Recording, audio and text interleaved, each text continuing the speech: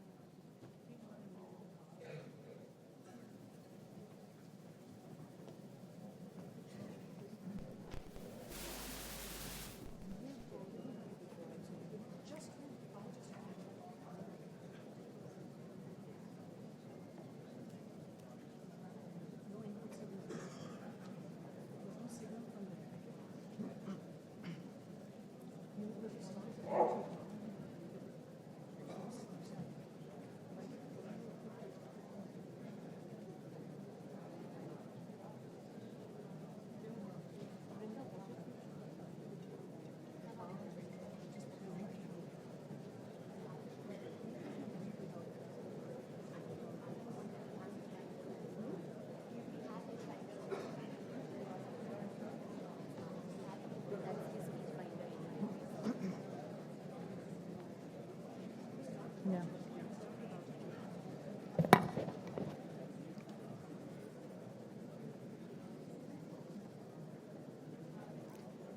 Distinguished guests, ladies and gentlemen, good morning. I'm extremely sorry that we are running behind schedule, something that we normally try and avoid at the Hindustan Times Leadership Summit.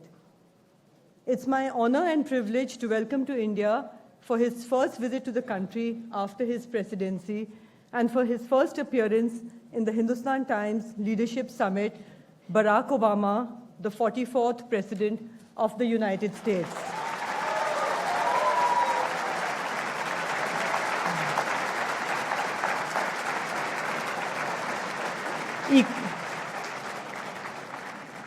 Equality should be Barack Obama's middle name, but I don't think he will object to being called a first among equals. The first black man to be president of the Harvard Law Review, the first person of color to be elected to the White House, and because that wasn't a flash in the pan, the first man of color to be elected twice to the White House. The list goes on. He's an original American firster. Mr. Obama has been more than just a model in the way in which he has lived his life and led his country. He has been an inspiration both as president and a world leader. That's not easy in a time when the motto of voters everywhere seems to be change for change's sake. Mr. Obama came to power when Americans and people around the world were experiencing a crisis of faith about their leaders. Mr. Obama promised change, but made it clear it had come both from the top and the base. And I quote, "Change will not come if we wait for some other person or some other time. We are the ones we've been waiting for.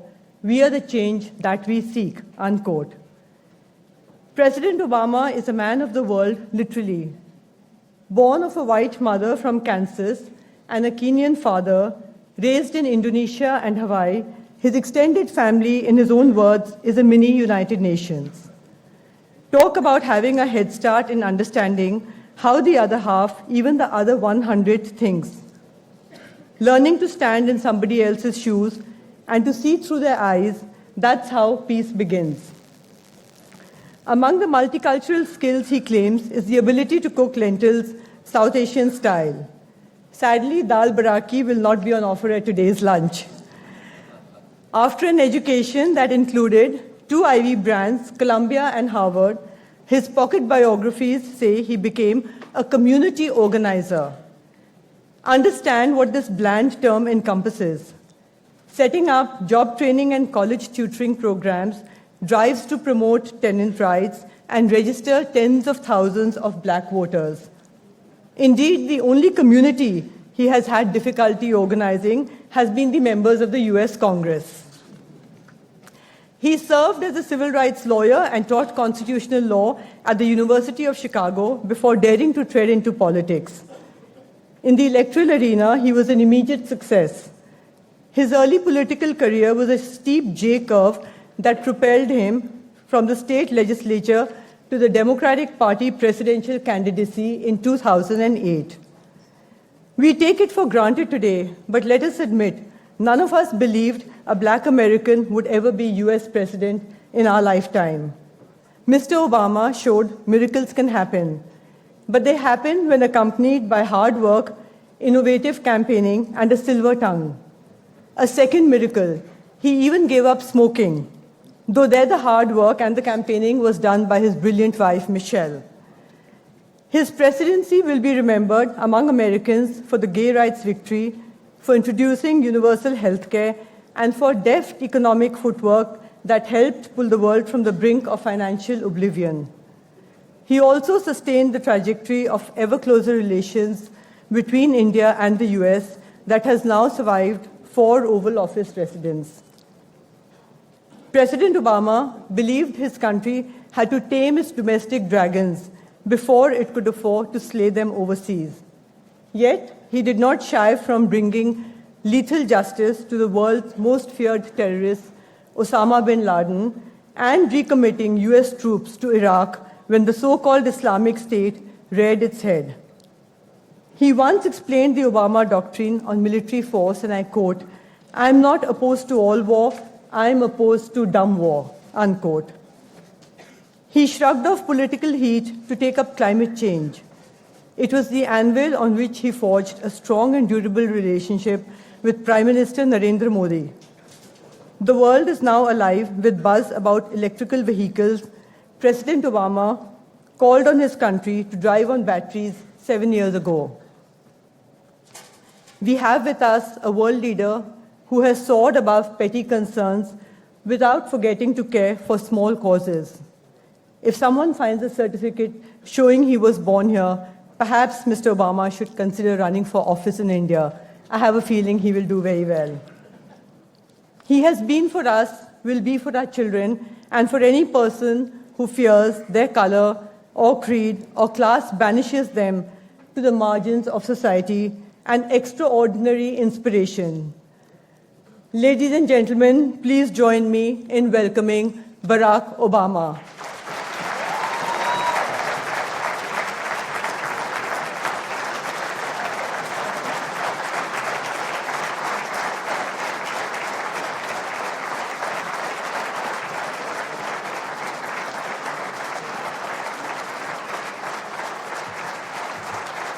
Thank you so much. Thank you. Oh. Thank you so much. Shmana, thank you so much for the very gracious introduction. And thank you all for having me at the annual Hindustan Times Leadership Summit. I look forward to sitting down with Karan and having an excellent discussion, but I'm going to make a few brief remarks at the top. It's wonderful to be back in Delhi. Almost 3 years ago, I had the tremendous honor of being the first American president to join you at Republic Day. A little over 7 years ago, I had my first stop on a visit to Asia, and I had the privilege to address your parliament. In 2009, I recognized India at the White House with the first state visit of my presidency, and we were dancing some good Bhangra while we were there. We brought the first Diwali to the White House, and we celebrated it each year for 8 years, and I was proud to be the only U.S. president to visit India twice during my time in office. I should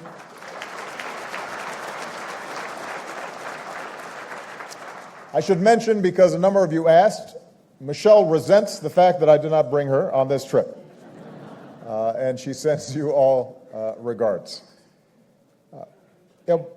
All these activities with India were more than just symbolic events. There are millions of Indian Americans, of course, who are proud of their heritage, build bridges between our countries, and make extraordinary contributions every single day to American society.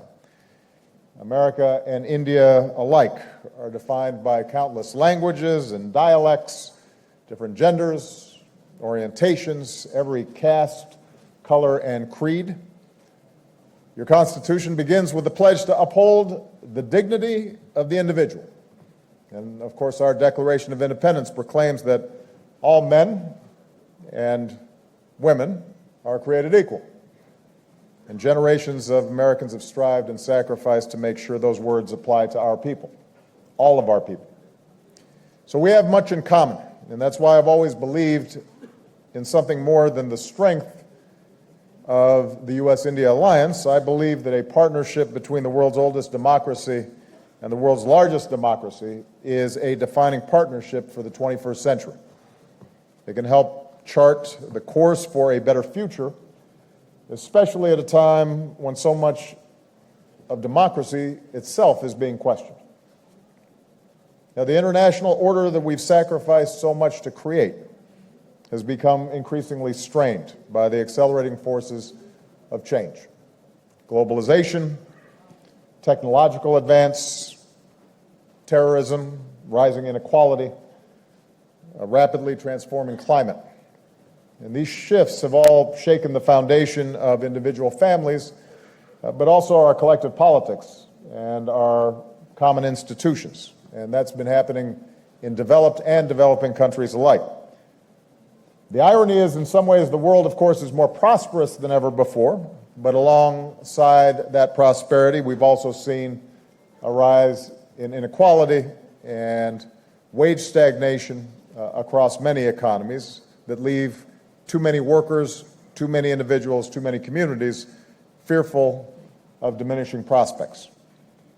The world, by most measures, and you wouldn't know this by watching television, is actually less violent than it has been in most of human history, but it still remains driven by old divisions and new conflicts and the slaughter of innocents. The world's more connected than ever before. But even as technology spreads knowledge and the possibilities of greater understanding between peoples, even as it gives a child in a small village somewhere in India access on just a single device to all the world's knowledge potentially, the internet also has the possibility to empower terrorists and tyrants and the ability to transmit propaganda that is destructive to our democracies. And what's more, in an age of instant information where TV and Twitter can feed us a steady stream of bad news, with so much uncertainty, so much suspicion that maybe the center cannot hold, it leaves people searching for a sense of control. And unfortunately, that search can also lead people to adopt calls for isolationism, a new nationalism, racism, tribalism, sectarianism, a distinction between us and them that is dangerous and that we saw from the 20th century and continues into the 21st century can wreak havoc on us all. So it's understandable that people are reacting, sometimes badly, to all the changes that are taking place, but it's important, I think, to remember that we've gone through moments like this before.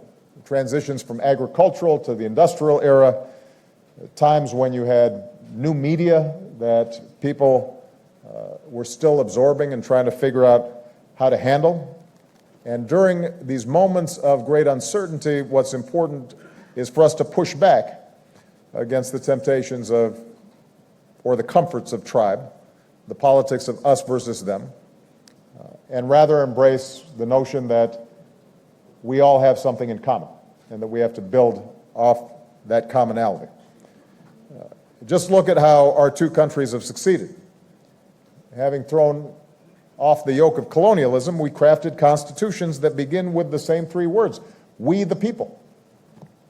We the people.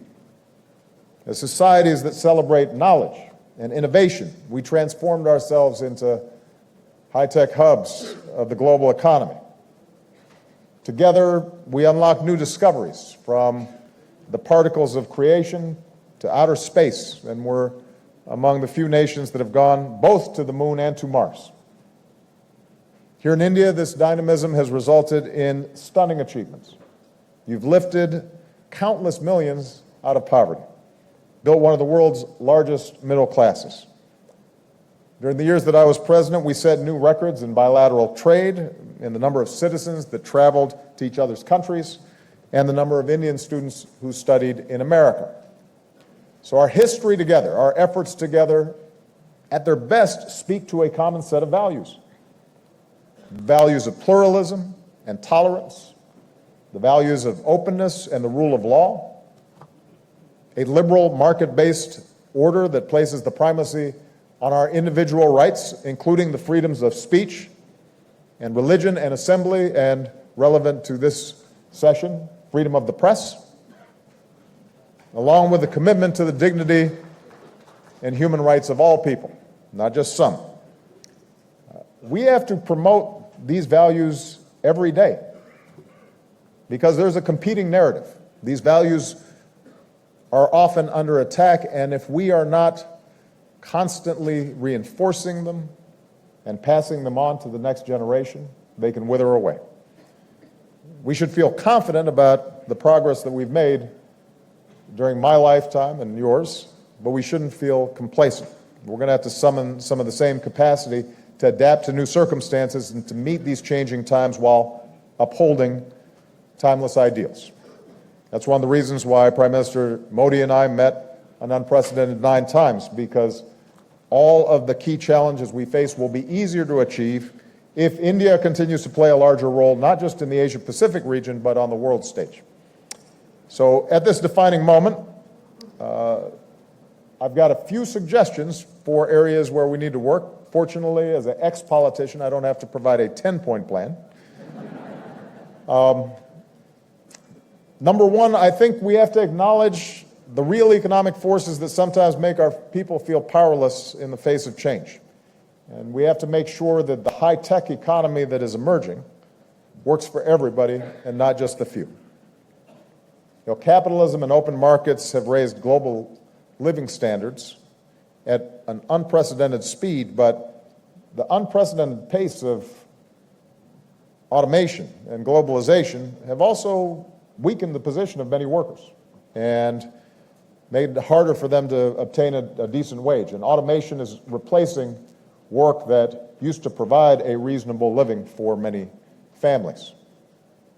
Now, the thing is, we know that economies don't work as well when only a few prosper, and the middle class and people who are working hard to get into the middle class are neglected. And it also needs to be pointed out that economies that are unequal typically pose problems for politics. When the top 1% amass a bigger share of wealth and income that leaves everybody else feeling as if the game is fixed, and the view is that the government only serves the interests of the powerful, that's a recipe for cynicism and polarization, less trust in our institutions, and often the kinds of destructive populism from the left or the right or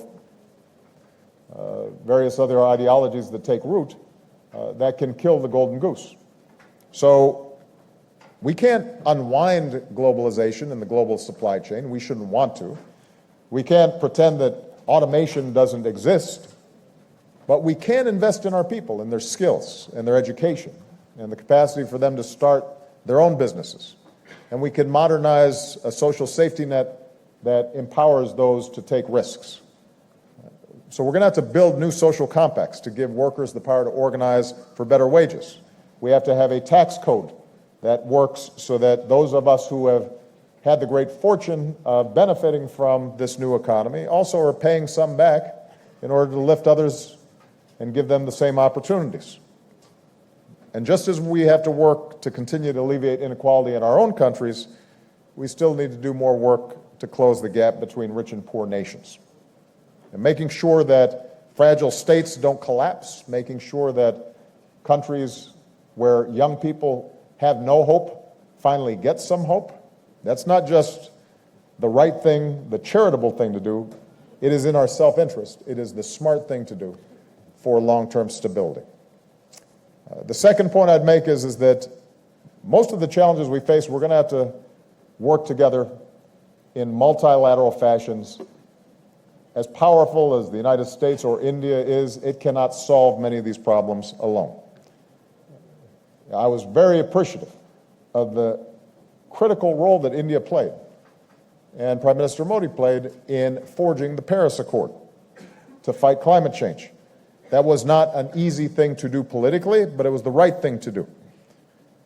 And it's an agreement, even though we have a little bit of a pause in American leadership, that is giving our children a fighting chance. And the good news is that in the United States, you have states and companies and universities and cities that are continuing to work to make sure that America lives up to the obligations that we made in the Paris Accords. And I know that in a country like India that still has hundreds of millions of people without electricity, it is possible, and we're seeing the possibilities of growing that economy, providing people the energy that they need, but doing it in a clean way and leapfrogging the old dirty energies. Some of the ambitious solar initiatives that you've launched in concert with the Paris Agreement are already starting to bear fruit. So we have to work to lower our carbon emissions, but we can't do it by ourselves.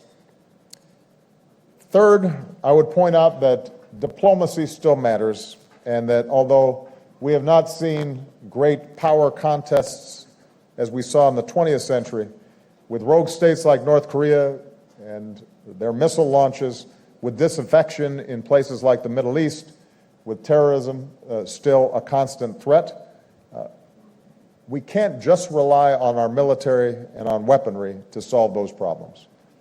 We also have to work together and encourage cooperation. We have to continue to lift up our ideals in order to shrink the circles of fear and despair and build the landscape of hope. And finally, and I'm particularly interested in the conversation that's been taking place at this summit, because I'm somewhat obsessed with this issue. We have to recognize how technology is changing the way we consume information, and our young people in particular are consuming information.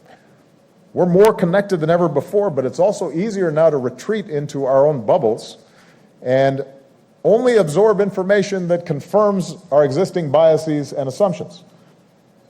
You know, more and more we're fitting facts to suit our opinions rather than formulating our opinions based on facts. And this poses a great danger, because democracies can't function if we can't agree on a basic baseline of what is true and what is false. And in countries like ours, with an extraordinary diversity of peoples and cultures and religious faiths, if we don't find ways in which we can shape this new information age so that we're having a common conversation and we can listen to each other and understand each other and put ourselves in each other's shoes, then our grand experiment in democracy is going to be weakened. But I want you to know that I remain extraordinarily optimistic. When I spoke here 2 years ago, the United States and India were already moving in the right direction, but I pointed out, we're not perfect. We all have work to do, and democracy is hard. Progress does not move in a straight line, and often the gains that we make in our countries are fragile. We can take 2 steps forward and 1 step back. But the trend lines, I believe, are in the direction of justice. The trend lines are in the direction of greater opportunity for people. I deeply believe in the liberal international order that together we have forged, that's not just based on military power or national affiliation, but is based on principles. The rule of law, human rights, individual freedoms. I believe that's the only choice for humanity over the long term. It's what's promoted economic opportunity, prevented another world war, and lifted millions out of poverty around the globe. So those of us who believe in those values and believe in democracy, we have to speak out forcefully. And that's what I intend to do now as a private citizen. But most importantly, we have to teach these values to our children. And that's one of the reasons why the focus of the Obama Foundation for both me and Michelle is going to be not simply speaking out on issues, but more importantly, training the next generation of leadership so that they can be that much more effective. So with that, I look forward to having a wonderful conversation, but let me just emphasize that if India and the United States are working together, I believe there is no problem we cannot solve. Thank you very much. Thank you.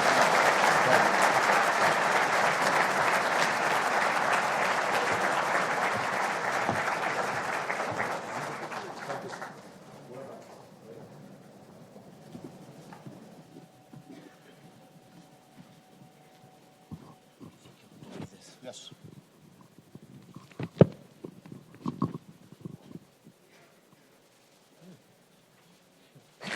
Go ahead. President Obama, a recent survey by Pew suggests that you don't just have a room full of fans, you have a nation of fans in India. The Pew survey says that my countrymen, 74% of them had enormous confidence in you when you were president, 77% thought of America as a positive country. And for what it may count, those percentages under your successor are just 40 and 56. So what does it feel country where most people think of you as a superstar? Well, first of all, I think it's important to transmit this information to my daughters. Because those of you who are parents, I'm sure you've noticed that you are never a prophet in your own land. You know, I sit around the dinner table and they make fun of me and they think I'm silly. So I'm going to let them know of this information, that there are hundreds of millions, even billions of people who think I know what I'm talking about. Well, I do think that part of the strength of the U.S.-India relationship, and I benefited from that in terms of the work I did here, has to do with the extraordinary people-to-people ties that exist. There is a set of values, as I mentioned earlier, that we share, but there is an affinity that is okay. That's based on family and friends. Last night I went to dinner, and there was some dal, and people were trying to explain to me dal, and I explained to them that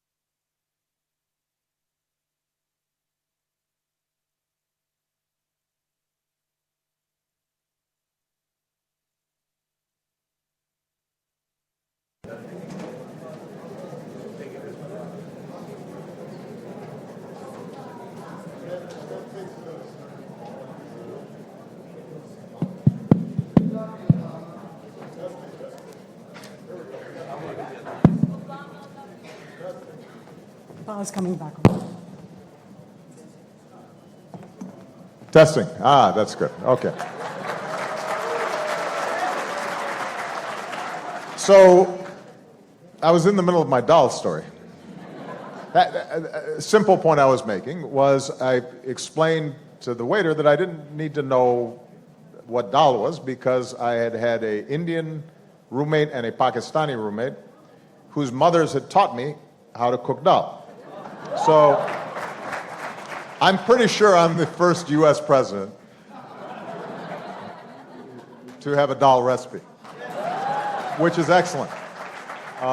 My keema is also excellent. My chicken's okay. But I use that as an example. Those kinds of connections, I think, extend beyond any policy that a government may make or the back and forth that exists in terms of the ebbs and flows of the national governments. And I think that exists between India and the United States at a level that is extraordinary and continues to grow.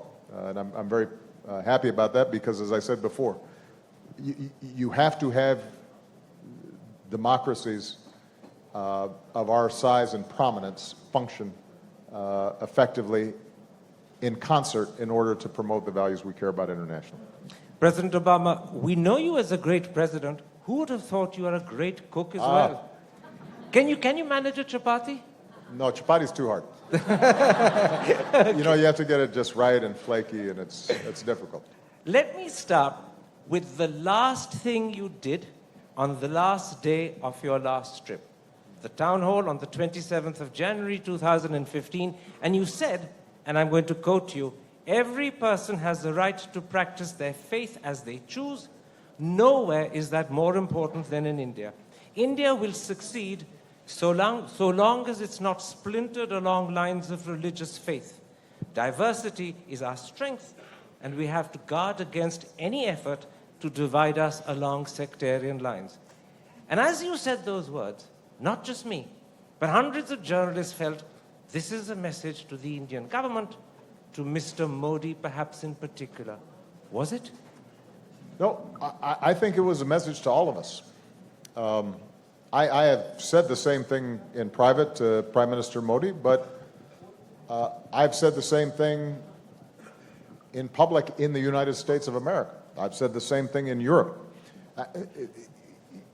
If you look at what is happening on the international stage, as I mentioned before, partly because people feel worried and insecure about all the changes that are taking place, some of which are economic, but some of which are cultural and social. There are demographic changes that are taking place, migration. People start looking different. There's a collision of cultures. People see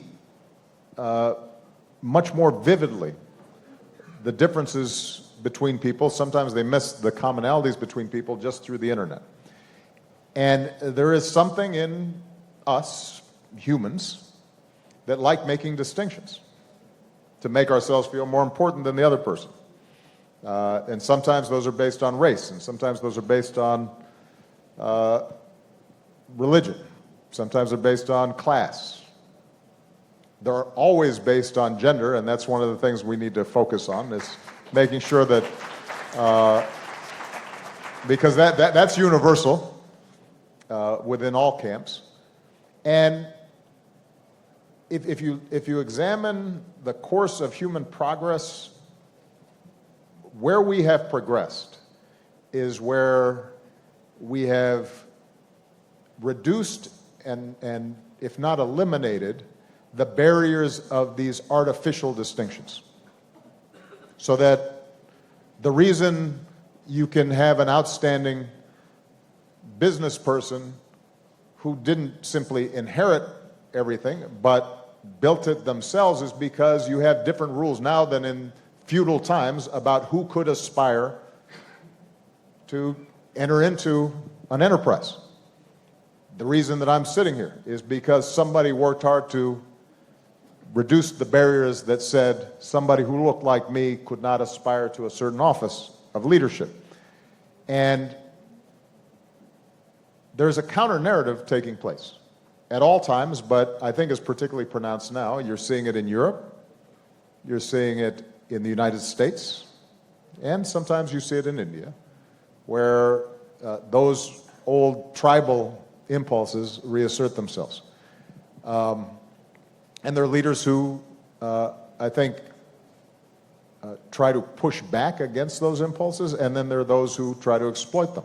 And I want to make sure that we are encouraging as much as possible those voices that remind us that we work well together when we recognize our common humanity.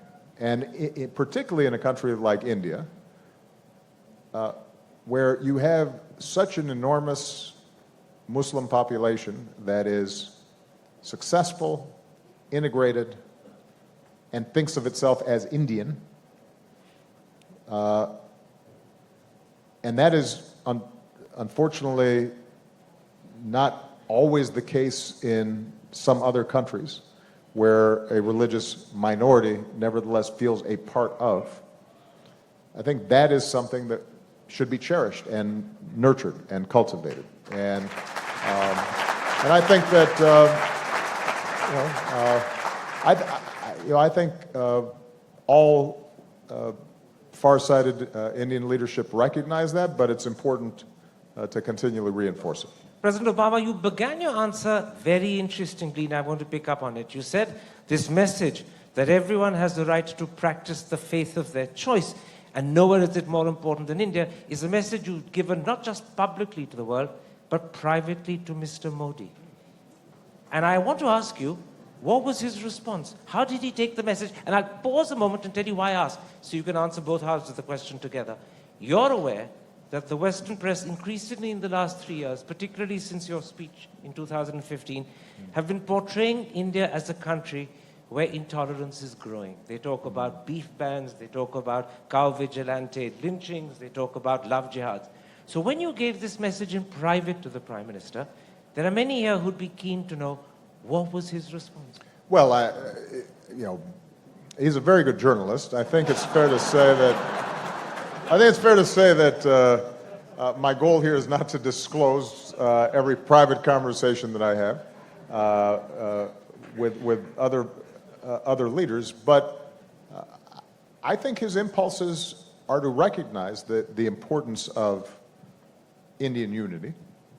I know that he firmly believes in the need for that in order to advance to the great nation status that India possesses and will continue, I think, to amplify in years to come.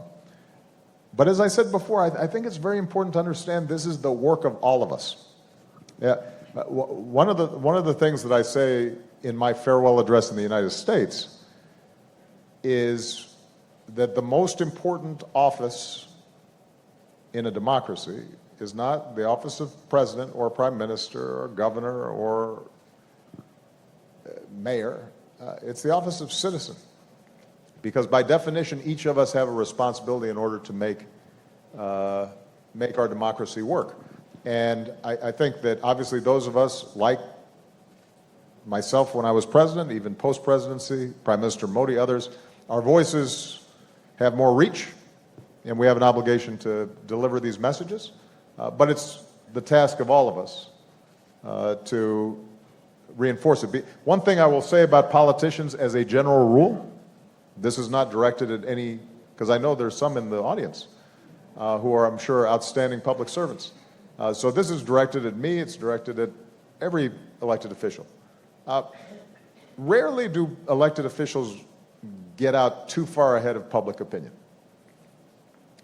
And so if you see a politician doing things that are questionable,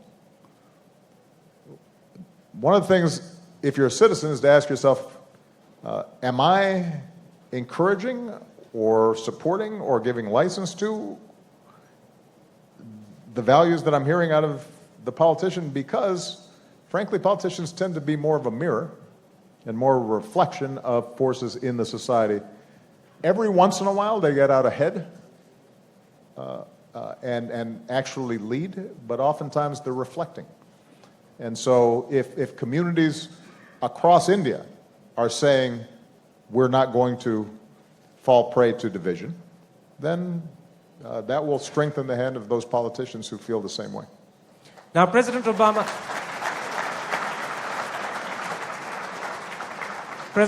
when you came for that visit, when you were the chief guest at Republic Day in 2015, you solved the problem of the nuclear liability issue that had been rankling for a while, and you called it a breakthrough understanding. To be honest, and you're aware of this, neither the American press nor the Indian press were quite as enthusiastic as you were. Almost 3 years have passed, and no meaningful step has been taken by either Westinghouse or GE to build a nuclear plant in India. So looking back, are you disappointed by the fact that the nuclear deal and solving the liability issue hasn't led to more productive results, particularly for American companies? Well, there's always a little bit of a mercantilist element to the job of leading a country. You want to see your businesses doing well and engaged in other countries, and obviously the trade and cross-investment that takes place between the U.S. and India is extraordinarily important. My goal with respect to the nuclear issue was just to give Westinghouse and GE and other U.S. companies a chance, an opportunity. My job was not to guarantee that a deal goes through. That's a little bit below my pay grade at the time. I do think, in general, just to step back more broadly and look at the nuclear issue, I think the goal, from my perspective when I was president, was to assure that India, which had a significant nuclear infrastructure and remarkable scientists and needs for energy, et cetera, that we recognized reality. We put the nuclear issue on a stable footing so that it wasn't an impediment to strong bilateral relations, that we encouraged the kinds of safeguards and measures and international standards that all of us need to abide by. As you know, this was one of my priorities in the nuclear security summits that I hosted during my presidency, so that we wouldn't have nuclear materials falling into the hands of terrorists or non-state actors, that we were observing best practices in terms of how materials were handled and so forth. And on a wide range of those fronts, we made significant progress.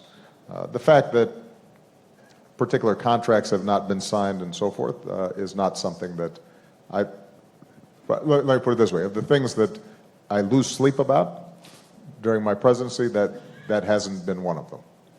On the nuclear issue, there was enormous promise when you were president that India's application to join the nuclear suppliers group would come through. It hasn't. And China now is visibly and repeatedly blackballing India. How do you view this problem? And do you think China's attitude is justified, or do you think it's unwarranted? Well, this is a sophisticated group, but I don't know if we want to get too deep in the weeds on the nuclear supply group. But the basic notion is whether India can be part of an organization of countries that have nuclear power and abide by a certain set of norms and safeguards, but are also then recognized internationally in order to be able to operate in this area. We worked very hard to try to get India into the nuclear supply group.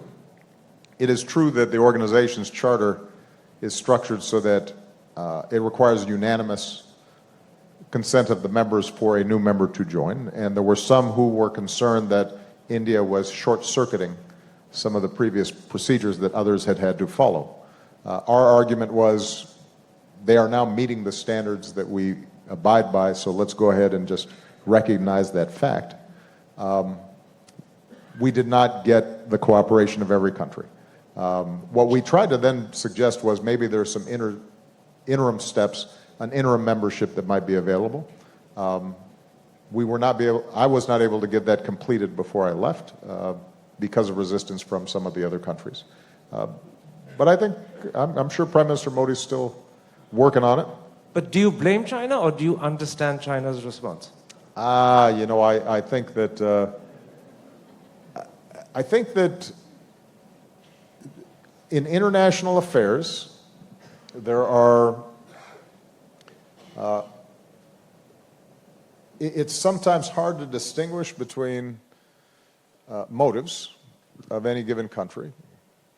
And so I wouldn't hazard to say definitively that China's objections were based on its views of competition to India versus their desires to follow certain procedures. And anyway, since it's possible that this is a project that your Prime Minister may still be working on and the U.S. government may still be working on, it probably is not wise for me to characterize the motives of one of the people who might be part of that decision-making. Now, President Obama, you once said, and I'm quoting you, America can be India's best partner. On another occasion, you called Indo-US relations one of the defining partnerships of the 21st century. And to be honest, both your predecessor and your successor have spoken in almost identical terms. But there are many Indians, and I'd venture to say perhaps a majority of Indians who say that America makes a distinction between the terror groups in Pakistan like the Haqqani network that target American interests in Afghanistan and the terror groups in Pakistan like the LET and Jaish that primarily target India. Not just to this audience, but to the country that's listening to you beyond. How do you address this concern? Because many Indians feel that when it comes to this question of terror, the terror we face is treated differently to the terror you face. I can't speak for other administrations. I can say that that's not how we viewed it. When the crisis, the tragedy in Mumbai took place, we were as obsessed with how to dismantle that network as India was. And in fact, our intelligence and military personnel were immediately deployed to work with the Indian government in any ways that the Indian government determined would be helpful in getting this done.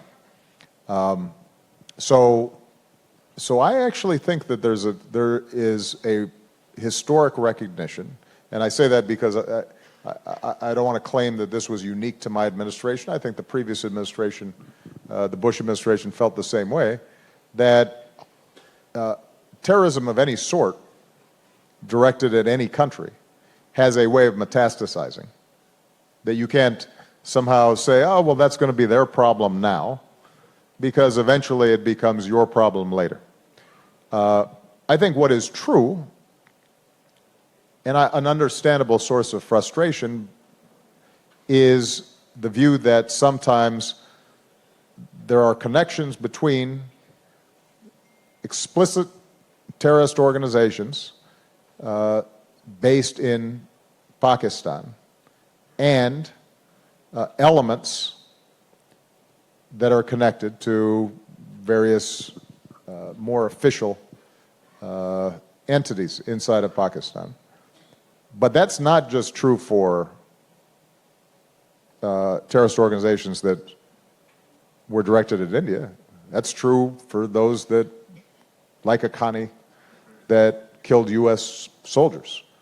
And that that poses a difficulty. That's been a consistent, hard problem for us to solve.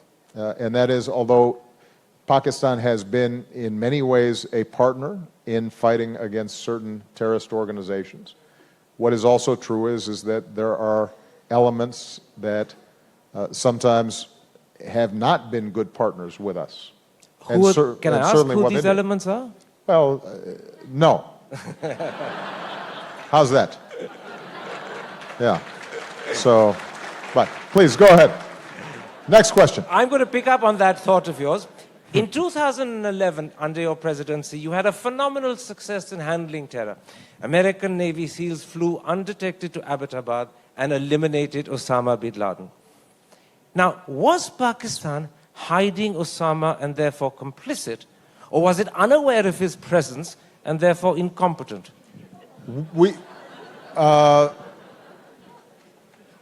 had no evidence that the Pakistani government was aware of bin Laden's presence there. That is something, obviously, that we looked at.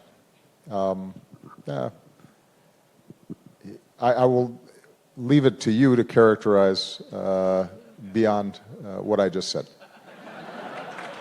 Then what I'll point out for the audience, without making it a question for you, is that if you had no evidence that the Pakistanis were aware of his presence, that suggests neglect or incompetence.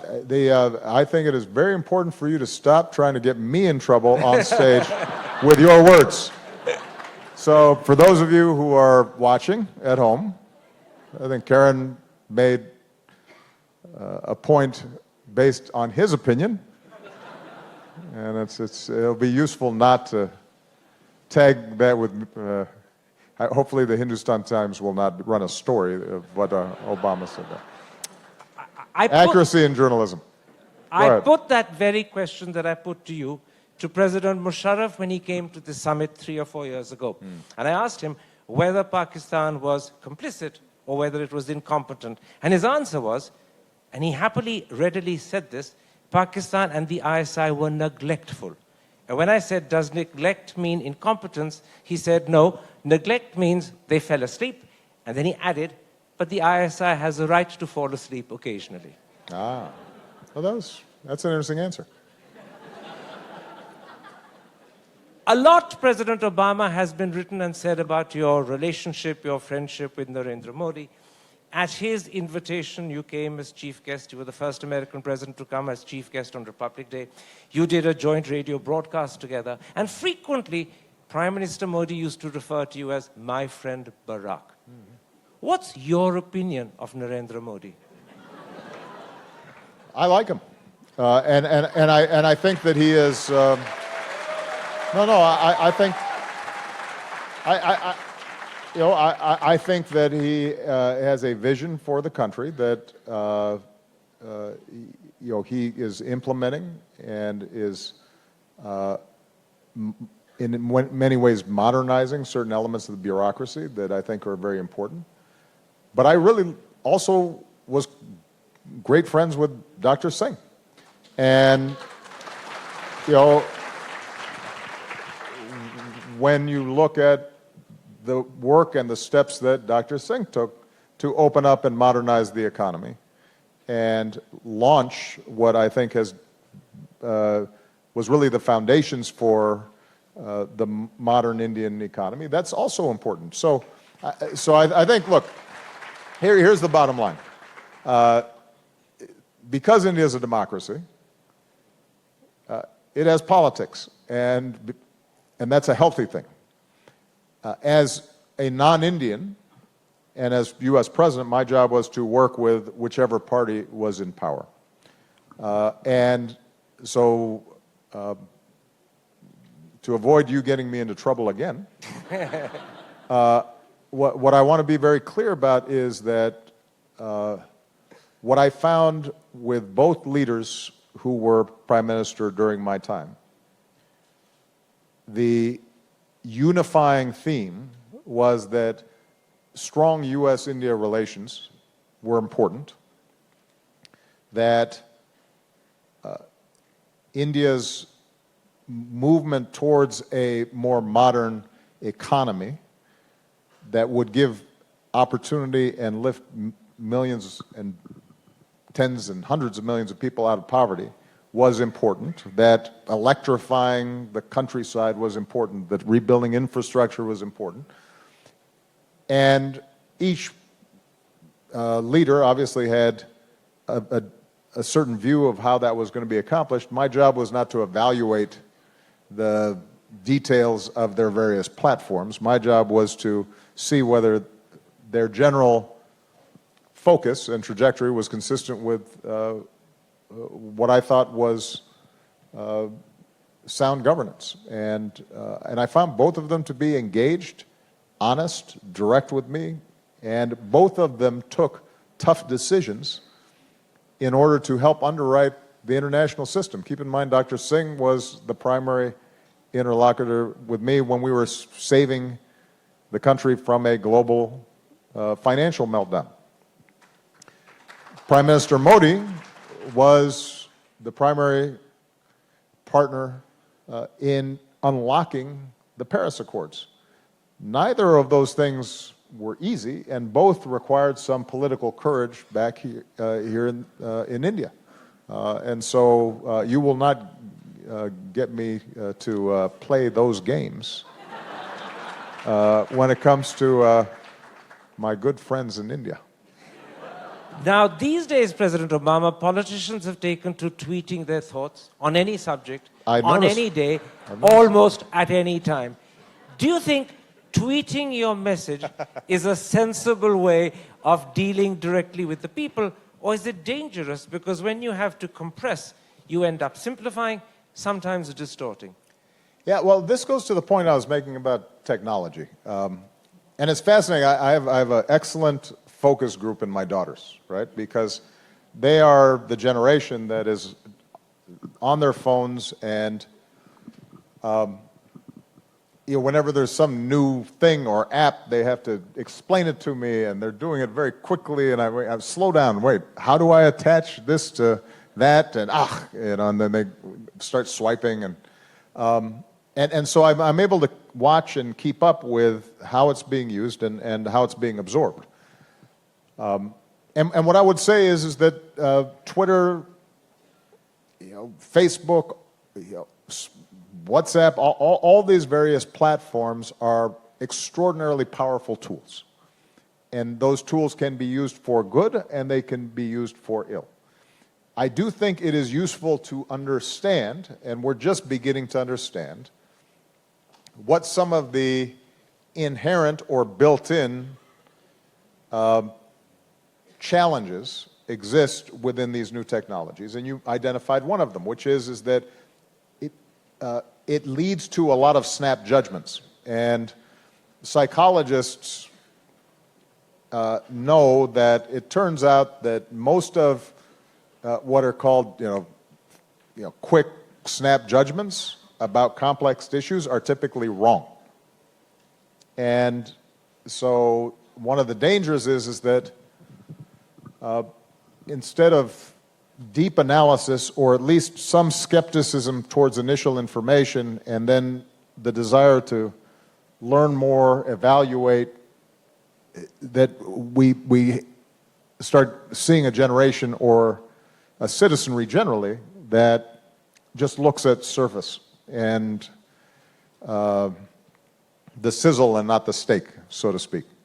I think I mentioned another tendency that we see is the degree to which these new technologies can create these information silos. In the United States right now, and this is not unique to Twitter, but it's part of a trend. Those who watch Fox News and those who read the New York Times occupy completely different realities. I mean, if I watched Fox News, I wouldn't vote for me because there's this unrecognizable character. I remember when I was president, every once in a while I'd watch, who is that guy? It's this character named Barack Obama, and he's just portrayed in these weird ways, and there are these selective clips that come out, where the sentence isn't finished, and then it's all edited and shaped to promote a certain story. And obviously, those who subscribe to that view would argue that the New York Times is doing the same thing in its own way. But the point, though, is that you get these multiple realities, and it's very hard then for democracy to work in those situations. I can sit down with someone and have an argument about climate change. And in fact, when we were working on the Paris Accords, and there were some folks within the Indian government who would say to me, look, we're a poor country. Our priority has to be getting power and electricity to poor people, and so we should not have to do X, Y, Z. And I said, well, I understand that. So we can have a debate and a dialogue around this. It's hard to have a conversation if somebody says, well, climate change is a hoax. So I can't, I don't know what to do with that. I can even have a conversation with somebody who says, yes, climate change is happening, but there's nothing we can do about it, and we should just adapt. We should just go up into the hills, or we should just build houses on stilts, or whatever arguments they might make about adaptation. But if you're saying it's a hoax, then there's no way for us to bridge our differences in a constructive way. So I say all that to suggest that those of us who are leaders in any field, and look, I've got 100 million Twitter followers. I mean, I actually have more than other people who use it more often. But I think it is important to be mindful about both the power of these tools, but also its limits, and to understand that it can be used for good or for ill. On this very subject, speaking in Toronto on Tuesday, your wife Michelle said, and I'm Uh-oh, quoting what did her, she say? She said, never tweet the first thing that comes to mind. Never tweet from bed. Always edit and spell check. Who do you think she had in mind? Well, it wasn't me, because I do spell check, and I also use punctuation in my texts, which my daughters think is odd. They were explaining to us, oh no, if you put a period at the end of a sentence, it sounds harsh. I said, no, that's English. You're supposed to, that's how you know the thought is finished, it's completed. So I think she was just giving general advice, the same advice that you used to hear from your mother generally, right? Don't say the first thing that pops into your head. Just have a little bit of a edit function. That's wise for life, generally. And you see in people getting into all kinds of trouble because they just send out some tweet and then they're trying to erase it afterwards. But somebody's screenshot it and then they're embarrassed. Hey, your mother and your father knew better. Listen to them. Don't do things like that. Think before you speak. Think before you tweet. Same principle. I won't say amen to that. I'll say kafefe instead. President Obama, my last question, because we're horribly out of time. America is famous for two Donalds, Donald Duck and Donald Trump. Which one represents the real America?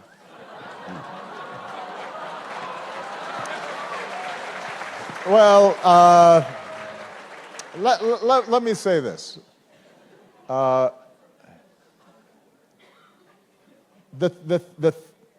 thing I love about America, and I suspect the thing you love about India, is it is just this cacophony of life, and it throws up all kinds of variety. And there are political trends in America that I don't agree with and abide by, but I recognize as part of a running thread in American life. And one of the joys that I take about America, but also one of the frustrations is that it can be contradictory. And we can be very kind and noble. And there are times where we're cruel and short-sighted. And in that way, we're like people. And I think India is the same way. But what I take heart from is the fact that the trend lines of America, similar to the trend lines of the world, are for more kindness, more inclusion, more health, more education, more equality. I always say to young people, I used to speak to young people who had come to the White House or when I was traveling. And I would say to them, look, as bad as the news is every day, because that's what you're seeing, understand that if you had to choose a moment in human history in which to be born, and you didn't know ahead of time what your status was going to be. You didn't know whether you were going to be a man or a woman. You didn't know whether you were going to be rich or poor. You didn't know your caste or religion. So you're just the generic human, and you had to choose a time where you had the best chance to have a good life. It would be this moment right now, as bad as sometimes things are. Now, I say that not, again, to encourage complacency, but it is to remind ourselves that we make progress. But we make progress only because people of goodwill are willing to work together and struggle and learn from mistakes and pass on wisdom, and we have developed institutions like a free press that allow us to evaluate and critically examine the things that we're doing, and we've developed things like science that allows us to test our propositions and not just base what we're doing on superstitions, and all those things we shouldn't take for granted. And all those things we have to pass on to our young people and our children. And all those things are values that we have to speak out on behalf of every single day. And I hope that in my small way, going forward, I will continue to do so. All right? Thank you very much, everybody. President Obama, thank you very much indeed. It's Thank been you. an absolute pleasure. Thank you very much indeed. Thank you.